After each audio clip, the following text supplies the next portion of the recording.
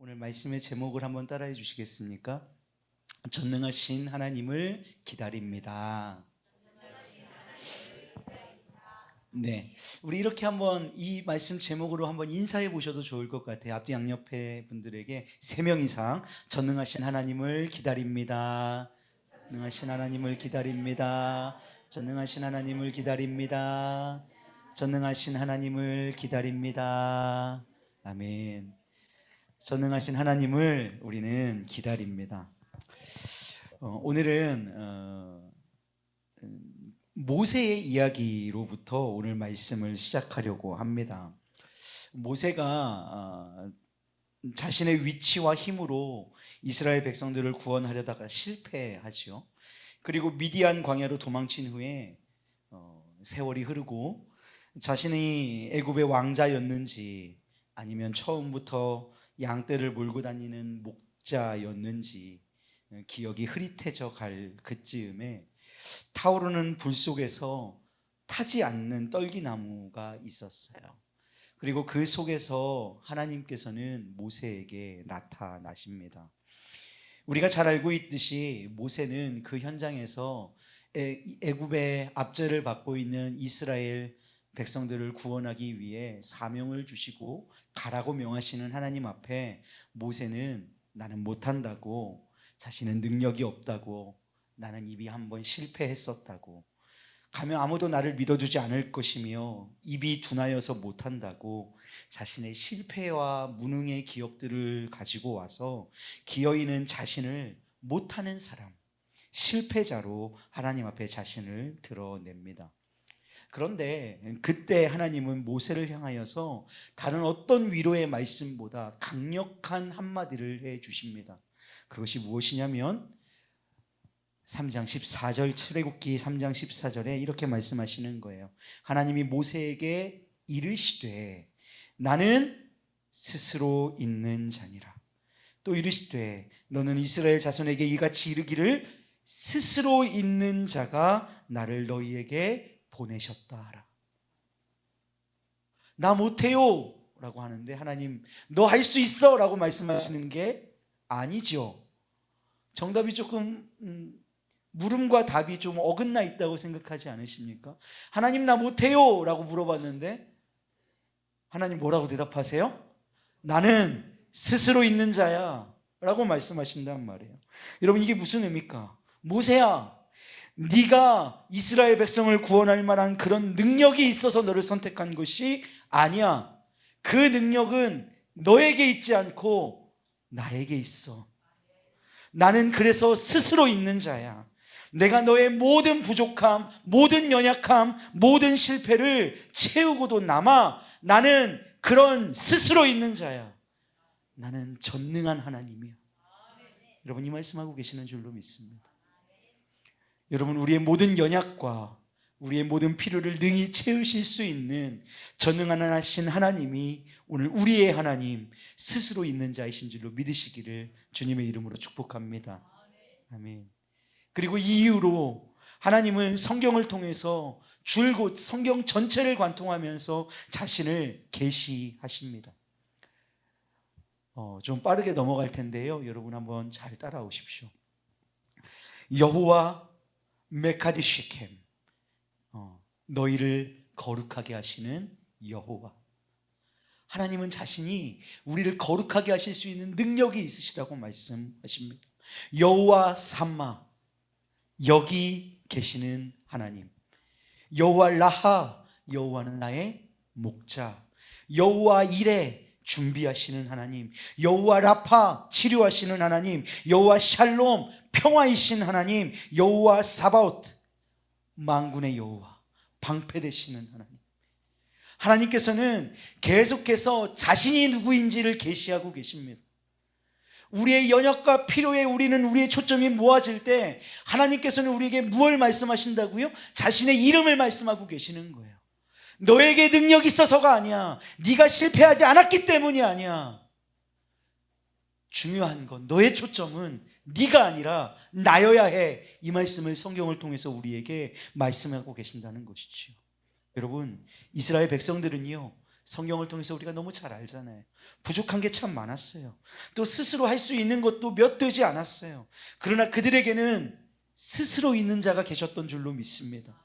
전능하신 하나님이 계셨습니다.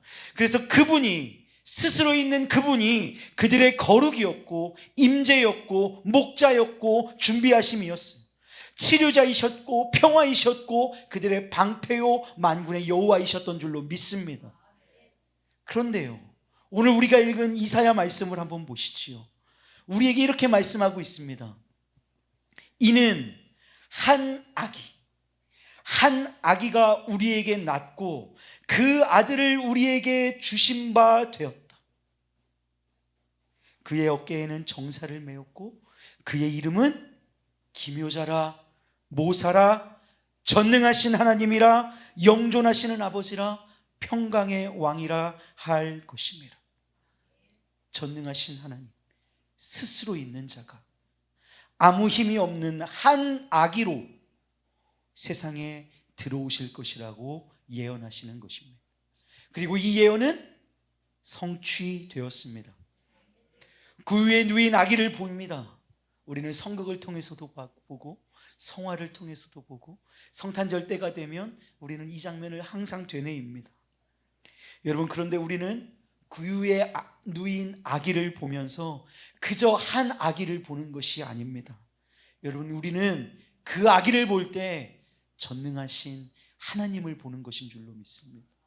그 아기를 볼 때 우리는 스스로 있는 자를 보게 되는 줄로 믿습니다. 여러분, 이해가 되십니까? 저는 도무지 이해가 되지 않습니다. 왜?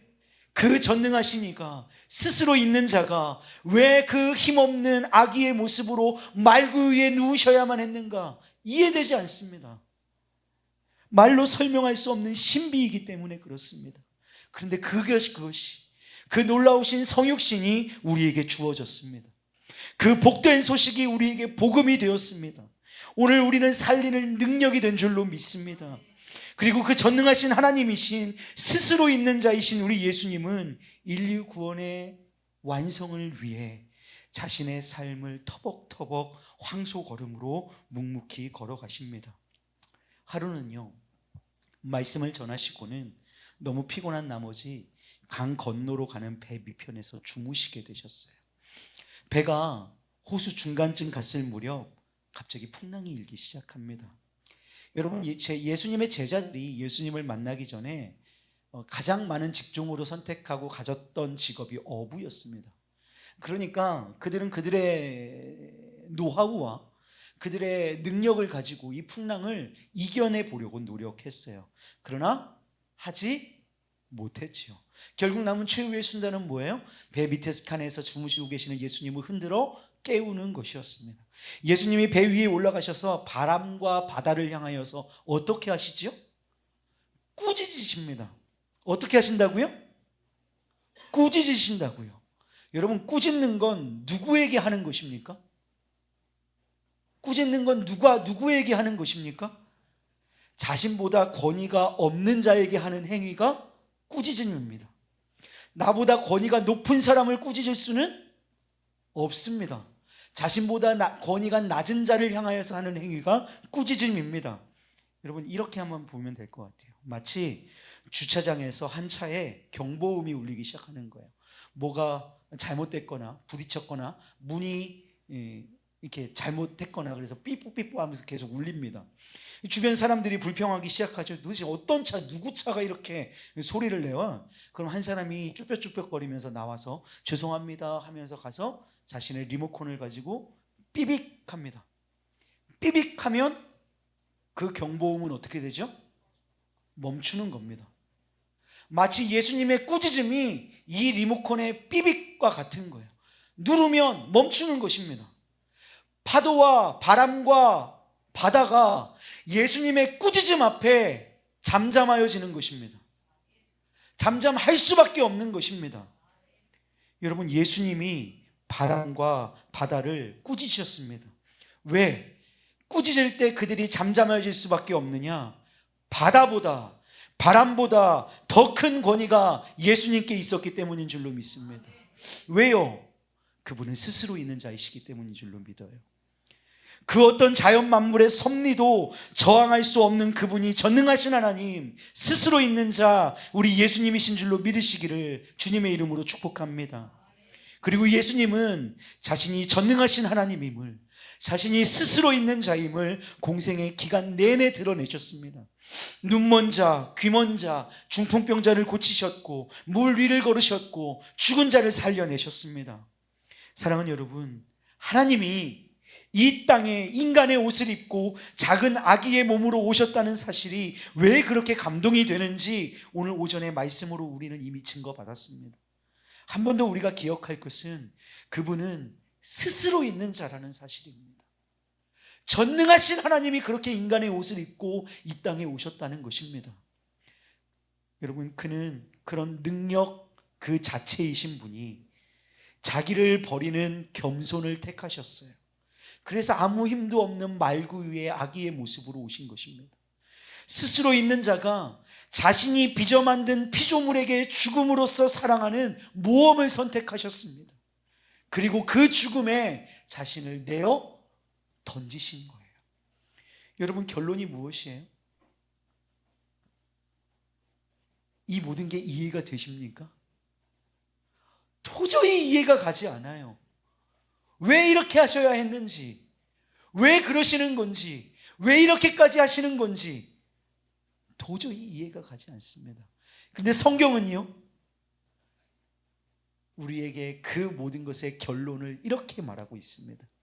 그 젖는 자가, 그 스스로 있는 자가 저와 여러분을 사랑하십니다.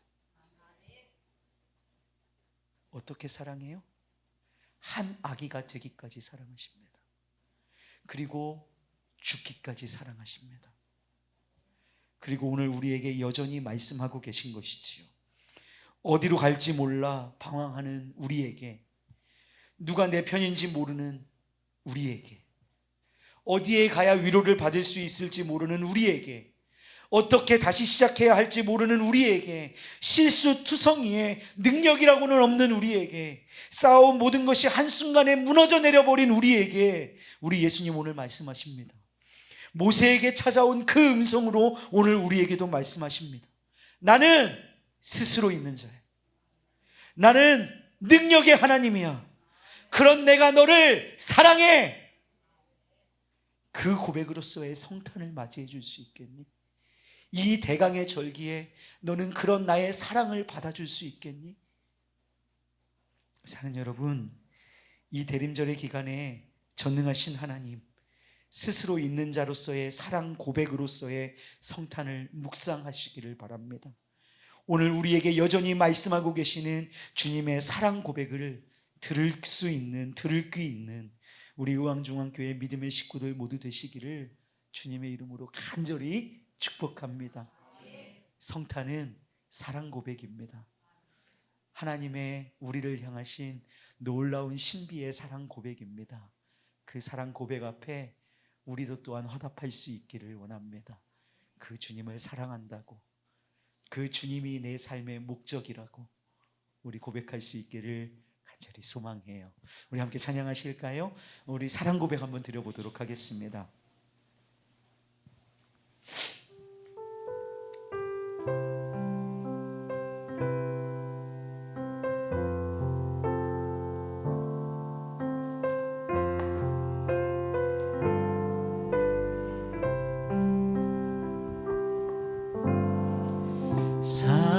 사랑하는 나의 아버지, 이름 높여드립니다.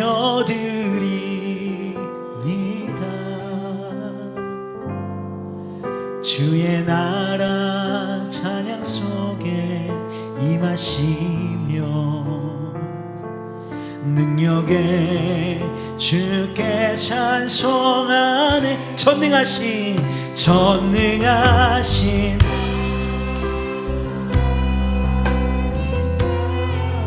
언제나 동일하신 주, 전능하신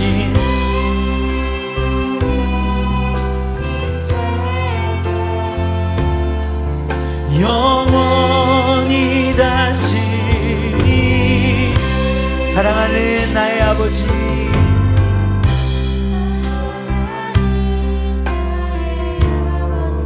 이름 높여드립니다.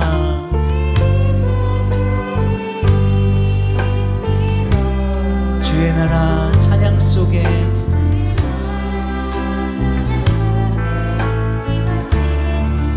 능력의 주께 전능하신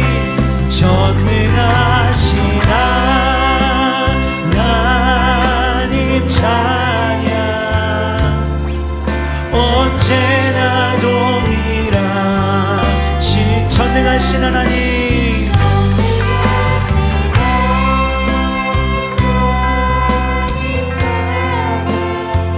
영원히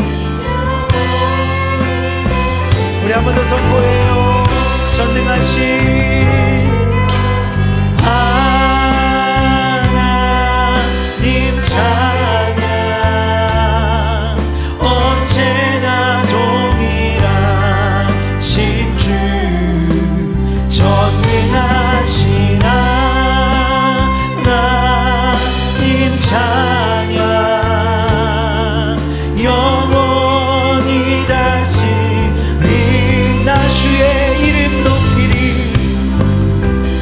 나 주의 이름 높이리 나 주의 이름 높이리 하늘 높이 올린 깃발처럼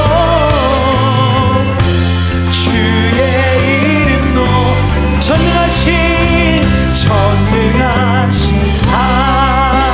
하나님 찬양 언제나 동일하신 주 전능하신 하나님 찬양 영원히 다스 우리 한번 더 고백합니다. 나 주의 이름 높이리 나 주의 이름 높이리 나 주의